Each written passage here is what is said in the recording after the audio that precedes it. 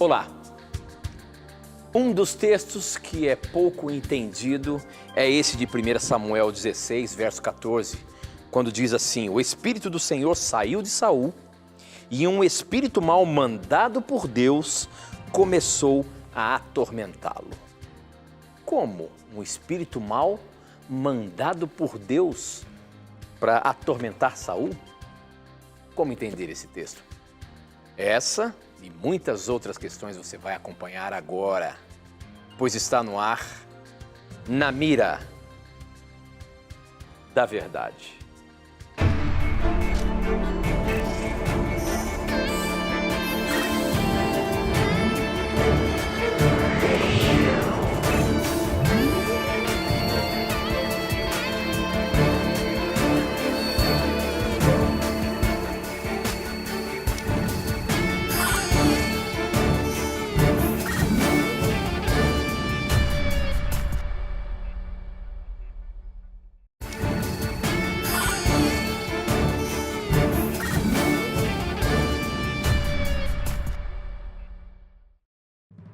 Olá, seja muito bem-vindo. Estamos começando mais um programa Na Mira da Verdade. Muito bom ter você aqui com a gente, você que faz o programa acontecer mandando suas perguntas. Agora já são 10 horas e 2 minutos. Participe mandando suas dúvidas para a gente. É um prazer muito grande, estamos ao vivo aqui para atender a sua participação. Você que manda pergunta para a gente coloca na mira para ser respondido à luz da palavra de Deus. E é ele que sempre está na mira, professor Leandro Quadros. Professor, hoje eu quero fazer o senhor arrepiar esses cabelos aí para ver se a gente coloca essas respostas aí em 2 minutos. Você consegue todas elas? Tô brincando. Não, o meu gel é forte, não vai deixar arrepiar, não. Prazer estarmos juntos aí, Tito. Prazer ter você, telespectador, telespectadora. Que Deus abençoe a sua vida.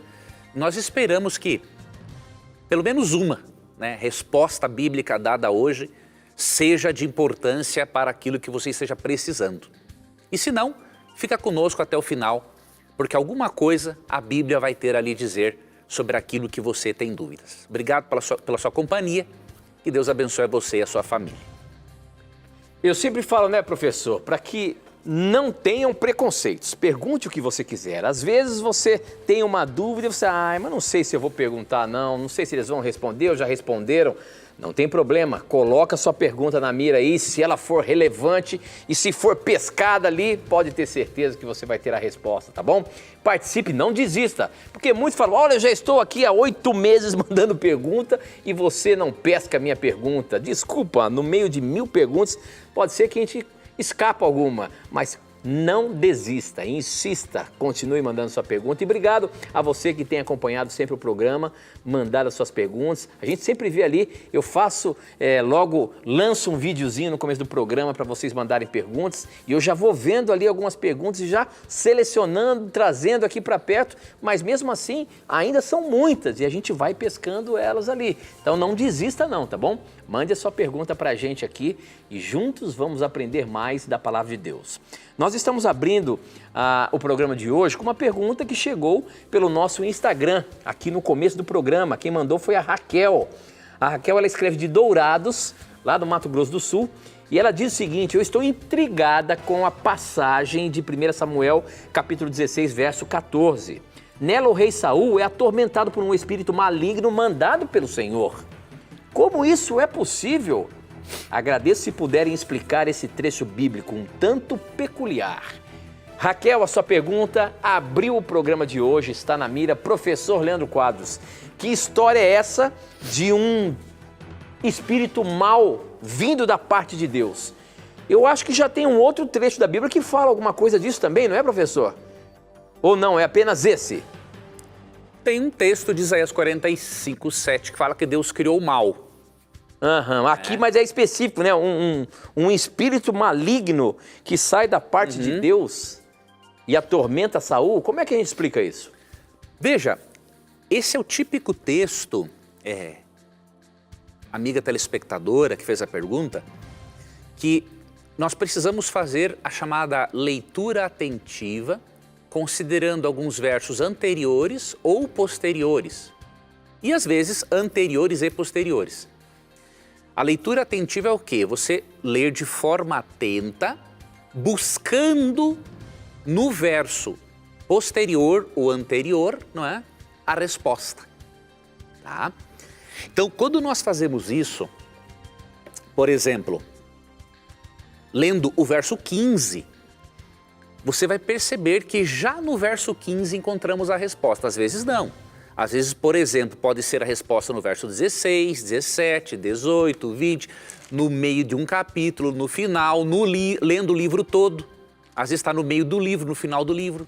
Às vezes você vai ter que ver o que outro autor inspirado disse sobre o mesmo assunto, para poder formar a sua conclusão, né? Montar as peças do quebra-cabeças. Então é assim.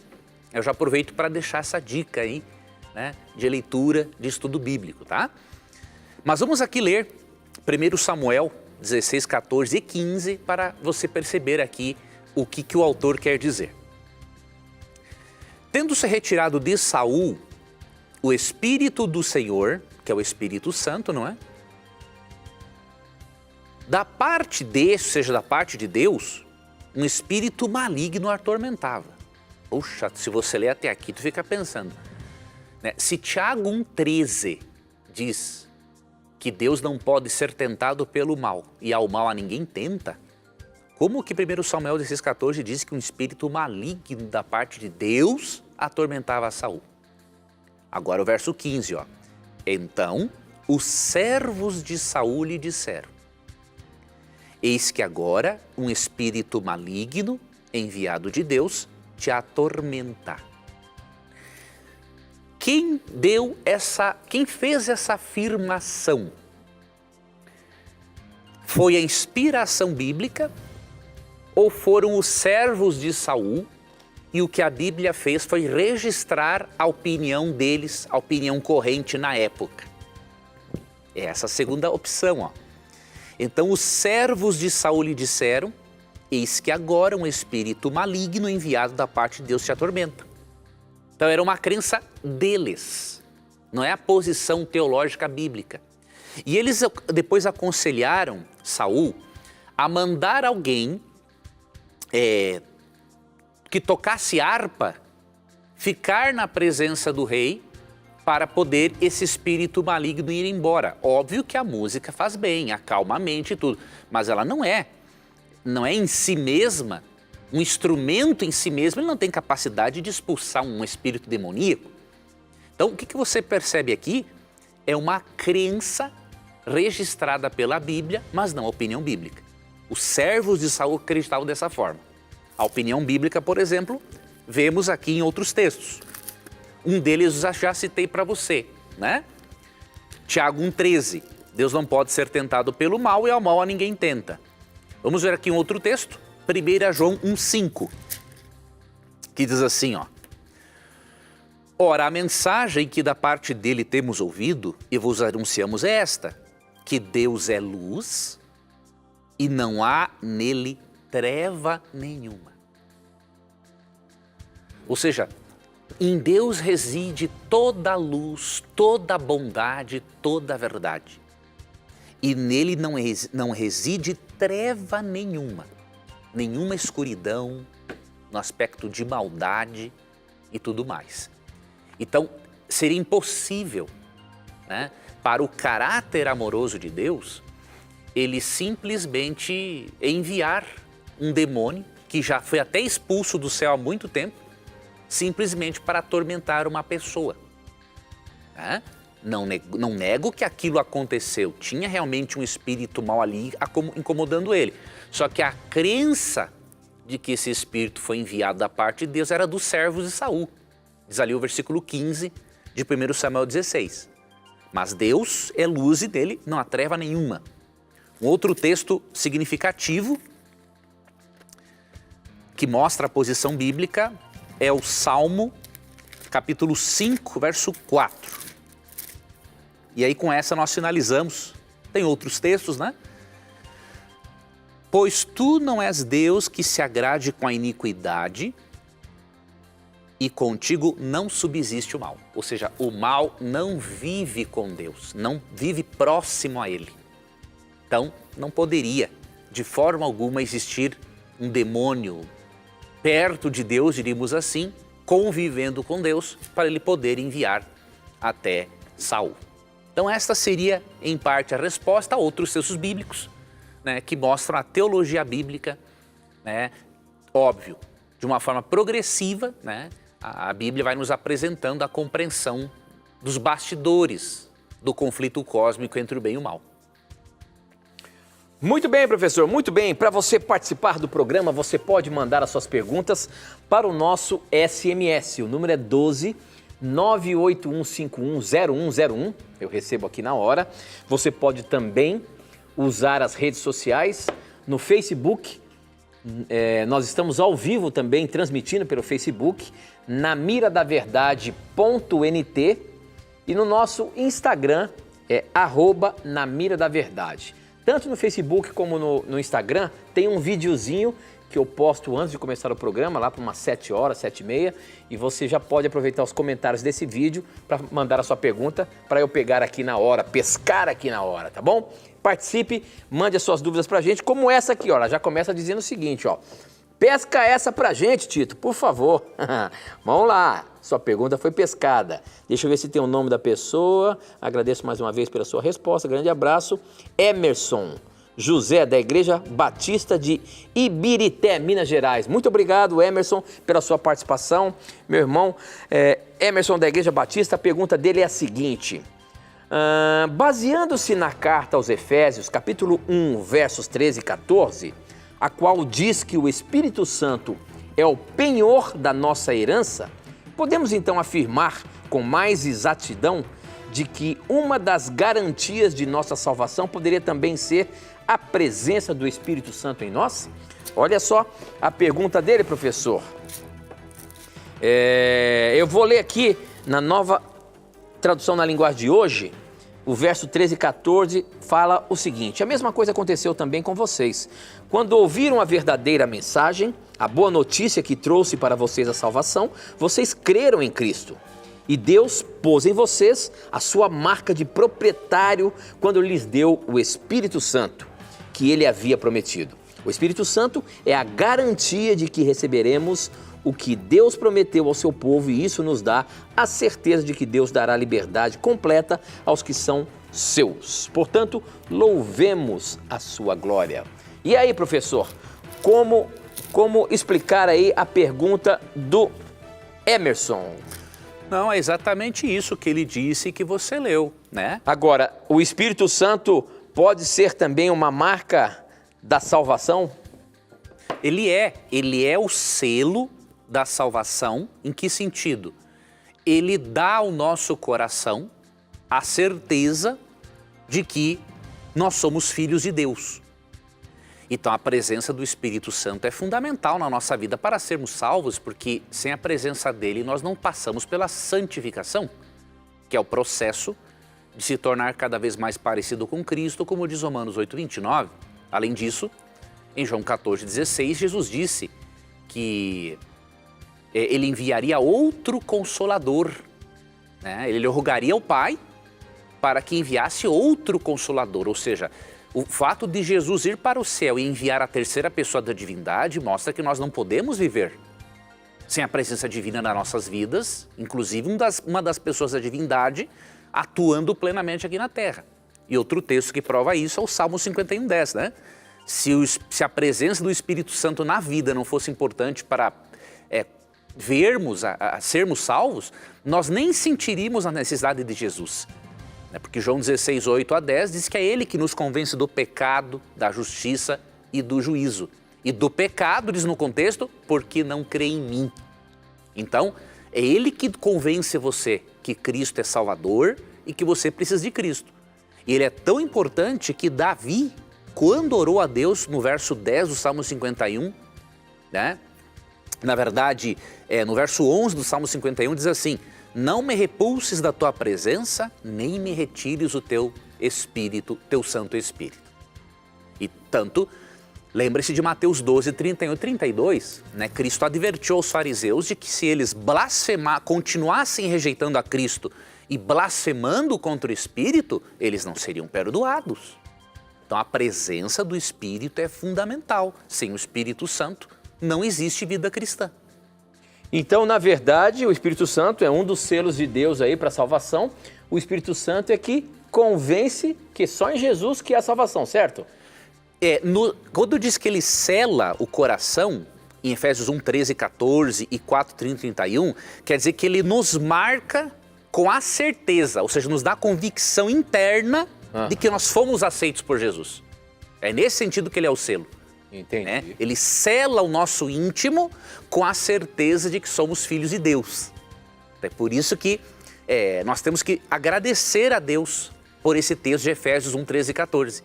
Né? Porque o Espírito Santo, né, nos sela, nos marca com a garantia e a certeza de que agora pertencemos à família de Deus. Muito bem, muito bem. Participe aí. Agora tem uma pergunta que chegou pelo nosso Facebook. Você que está acompanhando aí no Facebook, pode mandar sua pergunta também pelo Facebook. Essa aqui é a pergunta da Sônia Maria. A pergunta da Sônia é a seguinte. Me explica, por favor, Atos 16, verso 16, sobre a mulher adivinha e possessa, porque ela estava seguindo Paulo e os discípulos ali, e Paulo dizia a esses homens, e ela dizia, né, a esses homens, são servos de Deus, e se ela estava possuída, ou melhor, ela pergunta assim, por que ela dizia, esses homens são servos de Deus, se ela estava possuída por demônios?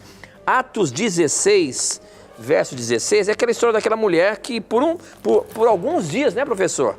Vamos dar uma olhada aqui. Por alguns dias estava perseguindo os discípulos ali e falando isso, né? Posso ler aqui? Pode ler. Olha aqui, Atos 16, verso 16. Certo dia, quando estávamos indo para o lugar de oração, veio ao nosso encontro uma escrava. Essa moça estava dominada por um espírito mau que adivinhava o futuro. E os seus donos ganhavam muito dinheiro com as adivinhações que ela fazia. A moça começou a nos seguir gritando assim, estes homens são servos do Deus Altíssimo e anunciam como vocês podem ser salvas. E aí depois Paulo parece que ficou meio aborrecido com isso, professor. Que história é essa?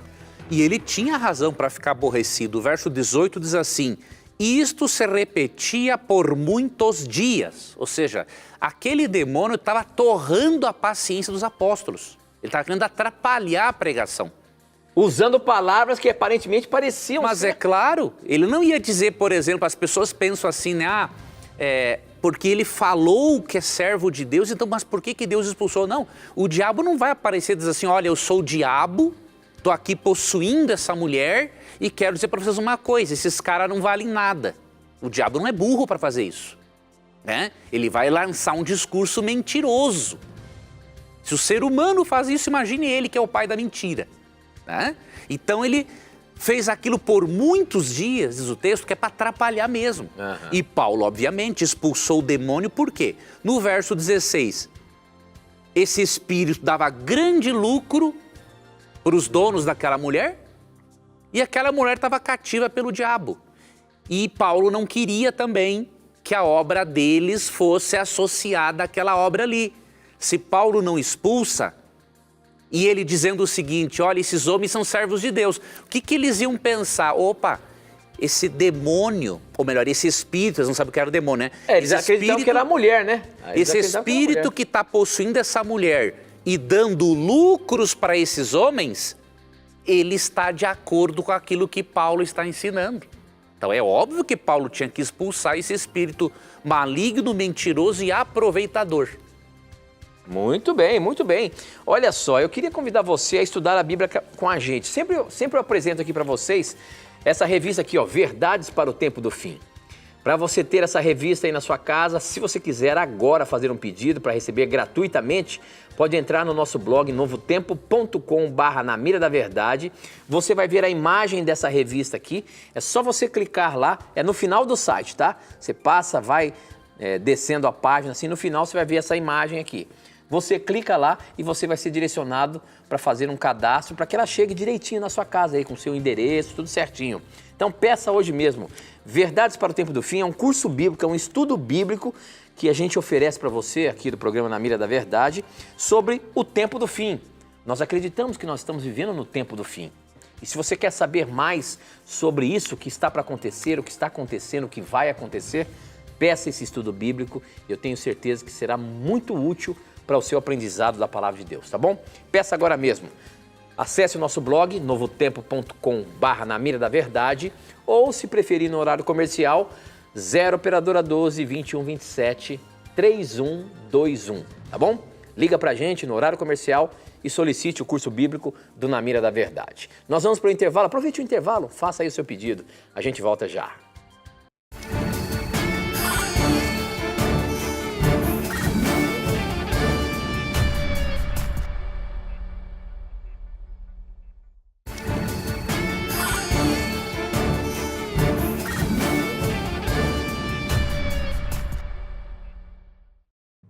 Já estamos de volta ao vivo e olha só a pergunta que chegou aqui pelo nosso Instagram. Professor Leandro Quadros, ela é meia grande, mas eu vou ter que atender a pergunta do João Vitor aqui, porque ele já me chamou aqui, olha só. Boa noite, Tito, professor Leandro, sou João Vitor e falo diretamente de Salvador. Já há uns 8 meses, mais ou menos, que parei de perguntar, porque você nunca pesca. Ô, João Vitor, é culpa dele mesmo. Ainda bem que você não desistiu, né, professor? É culpa do Tito mesmo. Eita. Ele é seletivo. Eita, nós, hein? Mas vamos lá. Já faz uns 8 meses, mais ou menos, parei de perguntar, mas agora, hoje eu vou tentar novamente para ver se você pesca. Pois então, ela foi pescada, João Vitor. Ele diz o seguinte, hoje na minha empresa, ou na empresa que trabalho, estávamos conversando, eu, minha chefe e alguns colaboradores.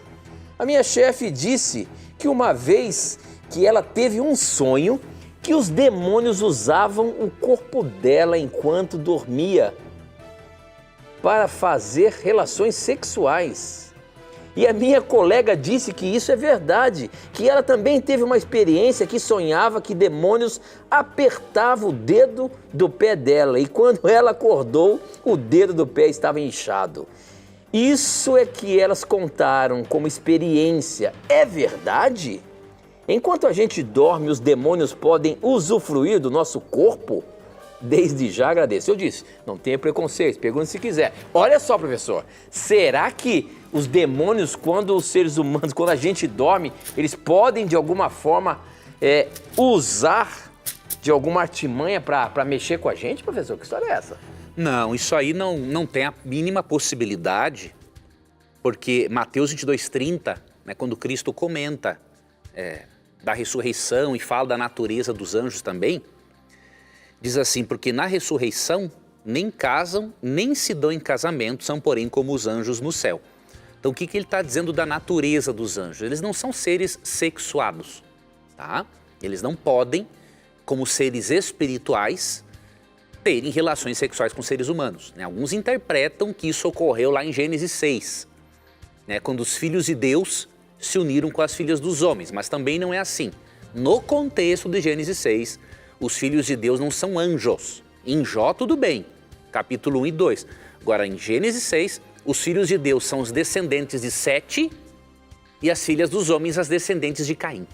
Então, só um pouquinho, professor. Deixa eu aproveitar que você está falando exatamente sobre Gênesis 6, porque já tem mais uma pergunta aqui que a gente já bota na mira até para matar, porque o contexto que ele está falando parece que ele está afirmando isso, então eu quero que você ajude ele também, tá? Olha só, o Carlos, ele coloca o seguinte, uma questão que sempre me intrigou na Bíblia foi sobre a formação populacional da humanidade após Adão e Eva. Quem seria a mulher de Caim citada em Gênesis 4:17? Seria uma irmã dele? Nesse início as relações conjugais... não, desculpa, não é essa não. Tem uma pergunta aqui que está falando sobre Gênesis 6. Depois eu vou colocar essa aqui, tá, Carlos? Deixa eu ver se eu acho que rapidamente... Porque foi pescada aqui, a gente já mata 2 coelhos com uma cajadada só. Pode ir falando aí, se eu achar aqui eu coloco, professor. Bom, continuando então, Gênesis 6, os filhos de Deus são os descendentes do justo Sete e as filhas dos homens as descendentes ímpias de Caim. Foi a união dessas duas raças, né, que fez com que o mundo antediluviano se corrompesse. E quando fala que eram gigantes, ali no hebraico existiam sim pessoas muito altas, mas ali a ênfase é uma pessoa gigante na maldade. A questão ali não é física. Então, não dá para dizer que anjos se unem sexualmente com pessoas. Agora, esse tipo de sonho realmente pode acontecer. E a pessoa ter esta impressão. Agora, este sonho, o sonho, ele tem uma causa natural e pode ter uma causa sobrenatural. Na maioria das vezes, obviamente na grande maioria das vezes, o sonho é uma causa natural. Faz parte do processo, né, de descanso da mente. E aí você lê isso em Eclesiastes 5:3, não é? Que das muitas obras vêm os sonhos. Ou seja, se você está envolvido com um conteúdo, a possibilidade de você sonhar mais com ele é grande. Então, por exemplo, se a pessoa assiste filmes de terror, se a pessoa fala muito em demônios, fala mais em demônios do que em Jesus, óbvio, a tendência é sonhar com isso. Então, é uma causa até natural do sonho. Agora, pode ter uma causa sobrenatural, como essa pessoa, por exemplo, que disse que acordou com a parte do corpo inchada, né? Pode ter uma causa sobrenatural, mas também o cérebro tem tantos recursos que Deus deu que o cérebro vai responder de acordo com aquilo que o inconsciente está jogando na parte consciente. Então, não creia nesse tipo de coisa de que demônio pode abusar sexualmente de uma pessoa. Isso não existe. É um ser espiritual assexuado. E quando tiver um sonho de natureza sobrenatural, aparentemente, né? Pergunte-se. Né? Pergunte para Deus, Deus, isso aqui é resultado do tipo de conteúdo com que eu estou me envolvendo? Ou seja, reflita. Ou alguma outra coisa, né? E se você tiver sonhos frequentes, ou seja, pesadelos frequentes, isso pode ser um indicativo de um transtorno de ansiedade. E aí é importante você buscar, né, um psicoterapeuta, né, e um bom médico psiquiatra para você trabalhar isso. Olha aqui, ó, eu achei a pergunta, professor, é que ele baseia-se na afirmação sobre Gênesis 6. Ele diz o seguinte, quem mandou foi o Júlio Carvalho. Eu vou colocar aqui como ele escreveu, para você explicar ele especificamente sobre isso, tá bom? Ele diz o seguinte, os filhos verdadeiros de Deus, a Bíblia diz que os filhos do verdadeiro Deus perceberam que as filhas dos homens eram bonitas, Gênesis 6:2. Esses filhos de Deus eram, na verdade, anjos que se voltaram contra Deus. Eles abandonaram sua própria morada correta no céu, se materializaram em corpos humanos e tomaram como esposa todas as que escolheram. Judas 6 e Gênesis 6:2. Olha aí, professor. Os filhos que nasceram dessa união desnatural não eram pessoas normais, Gênesis 6:4. Os nefilins eram valentões gigantes, tiranos que encheram a terra com violência, Gênesis 6:13. A Bíblia fala deles como os valentes dos tempos antigos, os homens de fama, Gênesis 6:4. Eles deixaram uma herança de violência e medo, Gênesis 6:5. Números 13:33. Nos tempos de hoje, ainda existe esse tipo de relação entre anjos e mulheres? Se existir, por que não se vê mais esses nefilins? Precisamos esclarecer essa questão aqui, professor. Como eu já disse antes, nunca existiu relação sexual entre anjo e mulher. Né? O que diz Mateus de 2:30? O que Jesus fala ali da natureza dos anjos, né? Eles não se casam e não se dão em casamento. Quando o texto fala isso, ele fala de união sexual. Então, um anjo é um ser, diz Hebreus 1:14, é um espírito, né, um ser espiritual assexuado. Tá? Então, esta é uma crença que existe entre alguns teólogos, realmente, mas ela não é uma crença bíblica. Quem é que vai provar que um anjo pode se materializar para fazer sexo? Não tem como. Ele pode assumir uma forma humana, mas não quer dizer que ele vai ter todos os órgãos e todas as funções físicas de um ser humano. Isso não tem lógica. E quando você lê Gênesis 6:5, se anjos estivessem envolvidos aqui, eles tinham que ser mencionados aqui no contexto da maldade do dilúvio. O que diz aqui é o seguinte, ó, viu o Senhor que a maldade do homem, não a maldade dos anjos, ou teria que ser no mínimo, a maldade do ser humano e dos anjos havia se multiplicado na terra. Não, diz assim, viu o Senhor que a maldade do homem se havia multiplicado na terra e era continuamente mal todo o desígnio do seu coração. Então se arrependeu o Senhor de ter feito o homem na terra. Por que ele teria de se arrepender de fazer o homem e não os anjos que foram maus também? O foco aqui é seres humanos, meu irmão. Não tem nada a ver com anjo aqui. Os anjos, quando o texto de Judas diz que eles abandonaram seu estado original, é porque eles deixaram de seguir a Deus e seguir ao diabo. Tanto que em Apocalipse 12, 7 a 9 diz que eles foram expulsos do céu. Não tem nada a ver com sexualidade, tá? Então, recomendo, leia, por exemplo, Gênesis 4, 26, diz assim, a Sete nasceu-lhe também um filho, o qual pôs o nome de Enos. Daí se começou a invocar o nome do Senhor. Ou seja, anteriormente, nenhum descendente de Caim seguia Deus. Foi a partir de Sete que se começou a invocar o Senhor. Então, nesse contexto de Gênesis 4, vem aí Gênesis 6, que fala da corrupção da humanidade.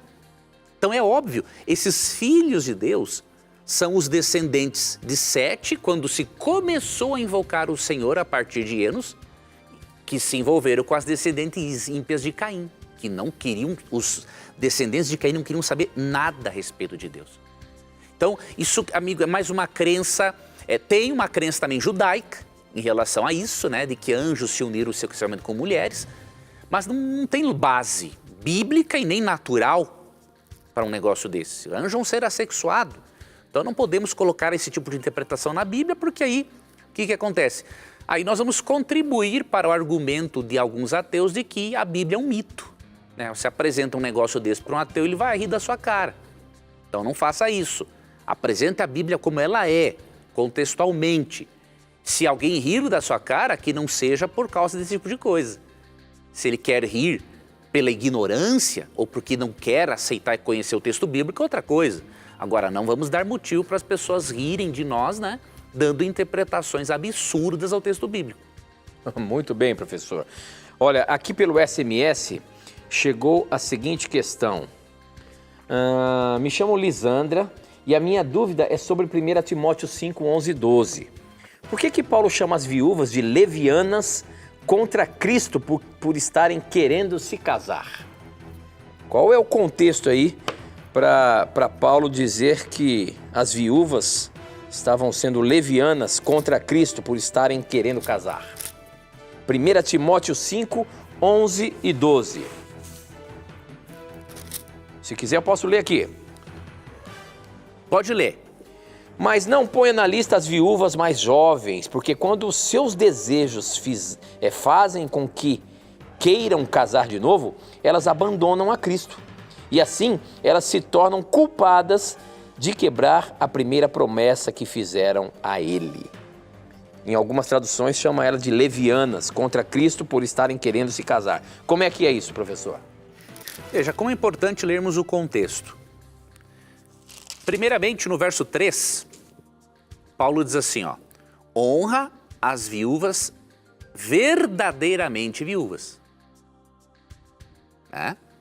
Mas se alguma viúva tem filhos ou netos, que estes aprendam primeiro a exercer a piedade para com a própria casa e a recompensar os seus progenitores, pois isto é aceitável diante de Deus. Ou seja, ele está dizendo o seguinte, ajude quem realmente é viúva.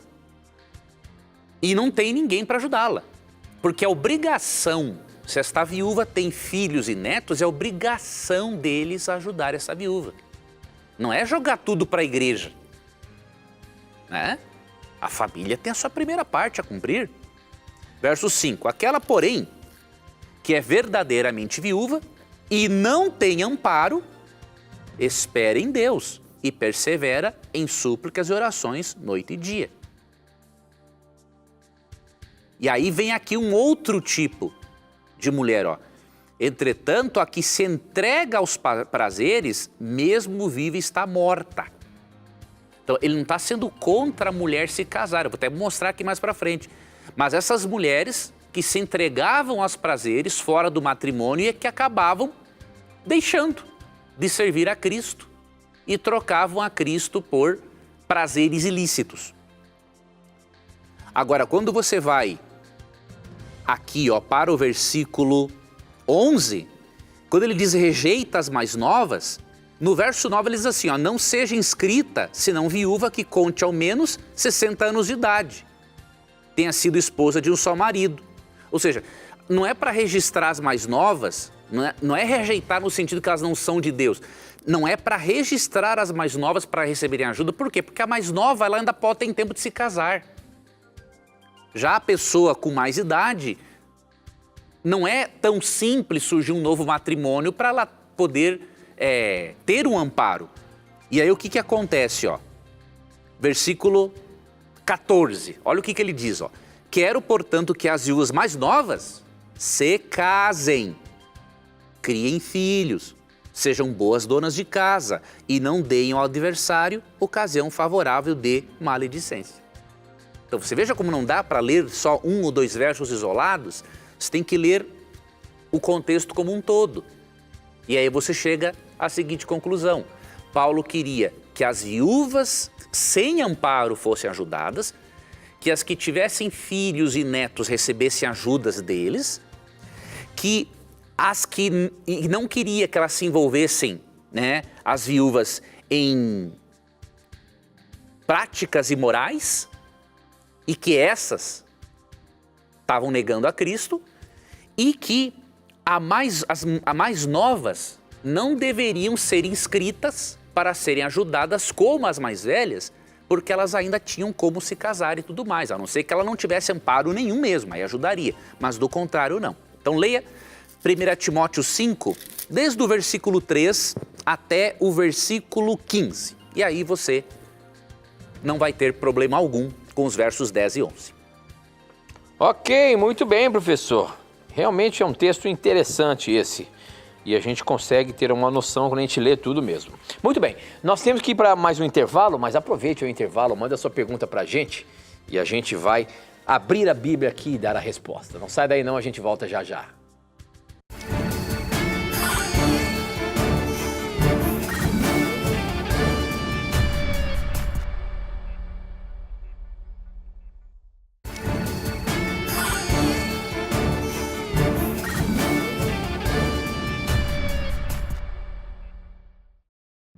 Já estamos de volta e olha, uma pergunta que chegou aqui no nosso SMS, deixa eu ver se tem o nome da pessoa.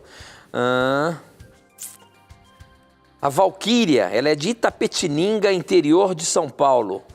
Eu tenho uma dúvida. Em Levíticos 11 diz o Senhor, Deus, que não podemos comer carne imunda, nem tocar no seu cadáver. E no versículo 4 diz que o camelo é um animal imundo. O que dizer então de Marcos capítulo 1, no verso 6, que diz que João usava vestes feitas de pelo de camelo? Me tira essa dúvida, por favor. Olha só, professor. A questão das carnes imundas, né, dos animais imundos, não podia nem se tocar, né? Então, como é que a Valquíria quer saber? Como é que então João usava pele de camelo para se vestir? Não era considerado imundo? Não, depois que era tirado a pele do carneiro, isso já era passado... Do camelo, né? Do camelo, isso era passado por um processo, né? Um processo para transformar em roupa. Isso nem era feito pelo profeta, ele comprou essa roupa, né? A Bíblia diz para não comer, né, a carne do animal e nem tocar no cadáver dele. Agora a pele, depois de esticada, seca, preparada, ela não pode ser considerada um cadáver, né? Obviamente, se fosse algo imundo, João Batista não utilizaria com toda certeza. João Batista era nazireu, né? Ele não usava nem mesmo algo que vinha da uva para não se embriagar, para o álcool não estar presente na mente dele. Imagine se ele ia usar algo que fosse imundo. Então, se ele usou a pele de camelo, é porque ela tinha passado por um processo, vamos colocar entre aspas, né, porque não tinha na época, mas entre aspas, por um processo industrial, né, que tornou aquela pele apta, né, para servir de roupa, assim como hoje, né? Tanto o judeu ortodoxo e outros que seguem essas leis, como nós adventistas, né, tem pessoas que usam sapato que não é sempre de couro de boi, ou bolsas que não é sempre de couro de boi, mas de outros animais. Por quê? Passou por um processo industrial, né? E aquilo ali não tem nada a ver com o cadáver, é a pele, é o resto de um animal, não tem a ver com o cadáver em si, né? Então, não vejo assim um problema nesse texto. Muito bem. Outra pergunta, essa chegou pelo nosso Instagram. Participe aí pelo Instagram, manda sua dúvida pra gente. Quem mandou foi a Norma. A norma é a seguinte: um cônjuge que só traz destruição para a família há anos, qual atitude a ser tomada pela esposa? Um cônjuge que só traz destruição para a família há anos, qual atitude a ser tomada pela esposa? A Bíblia orienta alguma coisa com relação a isso? Na questão do divórcio aí, eu não sei. Não, a Bíblia, o que acontece? Né? A Bíblia não recomenda o divórcio, a não ser que haja imoralidade sexual ou a morte do cônjuge. Mas nesse tipo de caso, em que a integridade física da pessoa é ameaçada, né, obviamente até psicológica, mesmo que a Bíblia não autorize um segundo casamento, a Bíblia autoriza, por exemplo, sair de casa. A mulher não vai ficar sendo um saco de pancadas e um covarde. Eu não sei também em que sentido ele está sendo um destruidor da família, ela não foi clara. Então o que eu posso te dizer, minha irmã, é o seguinte: denuncie. Porque o que acontece? Se você tivesse denunciado desde o início, talvez ele não seria o que ele é hoje. Eu lamento dizer isso, mas vários casos, né, de violência feminina continuam acontecendo por culpa da própria mulher que tolera esse tipo de coisa. Desde a primeira vez que o camarada te deu um tapa ou coisa parecida, você diz assim, ó, esta é a primeira e última vez que você fez isso. Agora eu vou te denunciar lá na polícia e vou contar, se for de uma igreja, né? E vou contar lá para o pastor da igreja. Se tu fizer isso na primeira, dificilmente ele vai continuar fazendo. E se ele fizer, a polícia vai pegar ele. Agora, você deixou anos ele fazer isso, minha irmã. Talvez ele não tenha mais conserto. O espírito pode sim mudá-lo. Mas agora temos que saber o seguinte: será que ele não endureceu tanto o coração de modo que ele não volte mais atrás? Então, você não tem outra alternativa senão denunciar, e se a sua integridade física e psicológica estiverem ameaçadas, aí você tem que considerar isso aqui de 1 Coríntios 7, que não é uma autorização para o segundo casamento enquanto a outra pessoa não pratica imoralidade sexual, né, ou não descansa na morte, mas é um texto que ensina você a se proteger, ó. 1 Coríntios 7,15, né, falando quando um descrente não quer mais conviver, e a convívio vai ser o quê? Briga e briga, né? Mas se o descrente quiser apartar-se, que se aparte. Em tais casos, não fica sujeito à servidão, nem o irmão, nem a irmã. Deus vos tem chamado à paz. Matrimônio é um ambiente de paz. Se não há paz, já está deixando de ser um matrimônio. Lógico, ele só pode ser totalmente rompido quando há imoralidade sexual por parte de um dos dois, ou quando um dos dois morre. É só assim que se rompe um matrimônio perante Deus. Mas, entretanto, quando se perde a paz, já está aí num processo de rompimento. Então, proteja-se, né? Vá para a casa de um familiar e faça a denúncia. Se você não fizer a denúncia, minha irmã, infelizmente, ele vai continuar fazendo isso. E você tem que pensar nos seus filhos. Se eles estiverem sendo prejudicados por essa violência doméstica e você não tomar uma atitude, minha irmã, Deus vai cobrar de você o estrago emocional que está sendo feito nos seus filhos. Então, minha irmã, ó, ação. Ação, fé em Deus, confiança em Deus e siga a sua vida adiante. Muito bem. Olha só, professor, eu sempre pergunto, né, sempre falo aqui, né? Não tenha preconceito. Você vê que o programa, ele tem vários temas, né? Hoje a gente falou bastante coisa aqui sobre até espíritos imundos, né? Várias perguntas vieram sobre isso. E agora a gente vira totalmente a chave do George, aqui a pergunta do George é o seguinte, Jorge, ele diz o seguinte: adoro o programa, que Deus abençoe vocês sempre. A minha pergunta é, Qual a idade exata da Terra segundo a Bíblia? A Bíblia tem a idade exata da Terra, professor?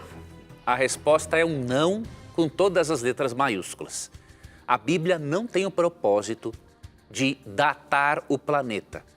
O propósito da Bíblia é trazer a ciência ou o conhecimento da salvação. Alguns estudiosos calculam entre 6 e 10 mil anos a existência da vida na Terra. Tá? Mas nós não temos como chegar a algo exato, né? Por exemplo, se você vai contar as genealogias, não existe nenhuma genealogia na Bíblia que seja totalmente completa, né? Tem várias genealogias que são parciais.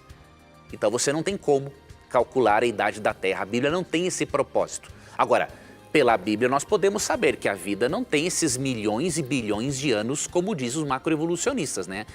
Sinceramente, tem que ter muita fé para acreditar, não é, numa coisa dessas, né? Que um organismo simples, em bilhões de anos, pelo acaso, se torna um organismo complexo. Eu não tenho fé suficiente para crer nisso. Agora, a vida é realmente, não é um tempo longo na Terra, é alguns milhares de anos. Mas não podemos dizer que a Bíblia dá uma data para a Terra, porque isso é inexistente. Muito bem, professor, muito bem.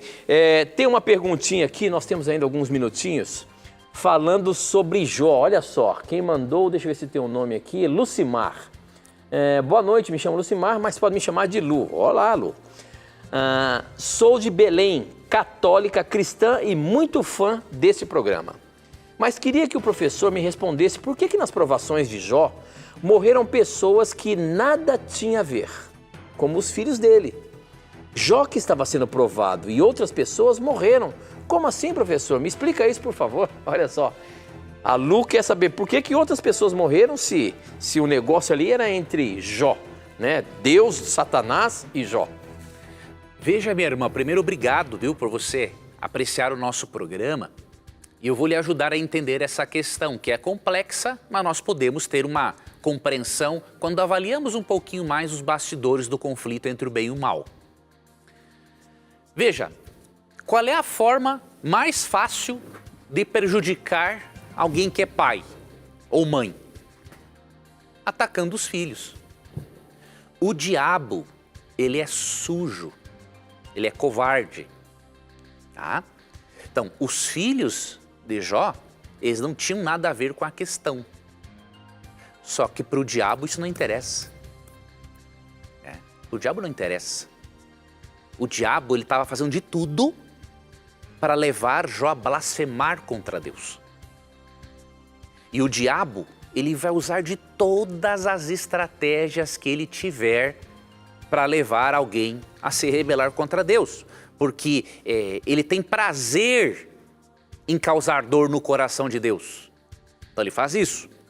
Agora, se você me pergunta assim, Leandro, por que Deus permitiu o desafio feito por Satanás, não foi só em relação a Jó, envolveu o caráter de Deus, as intenções de Deus, isso é muito complicado. Se Deus fosse julgado nas suas ações, simplesmente, fica fácil Deus se defender, porque ele pode mostrar o que ele fez e o que ele não fez. Mas Deus, ele foi julgado na intenção, ou seja, você só abençoa Jó porque, ou melhor, Jó, ele julgou a intenção de Jó também. Jó só segue você porque você abençoa ele. Então Deus tinha que mostrar, querida irmã, tanto para os anjos, para o universo, né, e depois para nós que temos acesso a essa história, né, que Deus é amor, Jó era justo e que Satanás é mau o suficiente para fazer pessoas sofrerem com o intuito de levar alguém a pecar e a ferir o coração de Deus. O grande conflito é assim, todos nós somos soldados, né? Alguns soldados de Cristo sairão feridos, outros não sairão feridos, mas outros sairão feridos ou mortos. Mas isso não é o pior. O pior é não fazermos parte do exército certo. E se alguns de nós, soldados de Cristo, sairmos feridos ou mortos, nós podemos ter a certeza do que está em Apocalipse 14:13. É bem-aventurado o que desde agora morre no Senhor, porque as suas obras os acompanham. Para que descansem, de suas obras o acompanham. Ou seja, Deus não vai esquecer dessas pessoas que, como soldados, morreram no campo de batalha. Existe um conflito cósmico e Deus tem que deixar ele seguir o seu curso, para que todo o universo perceba e reforce a certeza de que Deus é amor, que as intenções de Deus foram boas e que tudo que o Satanás insinuou desde o princípio era mentira. Muito bem, professor, muito bem. Infelizmente não temos mais tempo de colocar perguntas. Eu tenho até uma pergunta aqui sobre Jó também. Eu posso até lê-la aqui para a gente tentar colocar a semana que vem. Olha só, a Marilza Ferreira pergunta o seguinte: assisto vocês e amo os programas da Novo Tempo, na mira da verdade em especial. Eu gostaria de ter esclarecimento, um comentário que o professor Leandro fez sobre o diabo ter perdido acesso ao céu. Se no livro de Jó é relatado que o diabo vai até a presença de Deus acusar Jó. Agradeço que esclareçam isso para mim, por favor, na mira. Muito bem, essa pergunta vai estar na semana que vem. Infelizmente o nosso tempo acabou, professor. Obrigado, Tito, por trazer as perguntas dos nossos amigos. Obrigado, querido amigo, querida amiga, por sua participação. Que Deus abençoe muito a sua vida e que você se lembre que sempre que você tiver a coragem de perguntar, a Bíblia vai ter a coragem de lhe responder. Aqui você já sabe, as suas dúvidas, os seus questionamentos estarão na mira da verdade. Até o nosso próximo encontro. Tchau.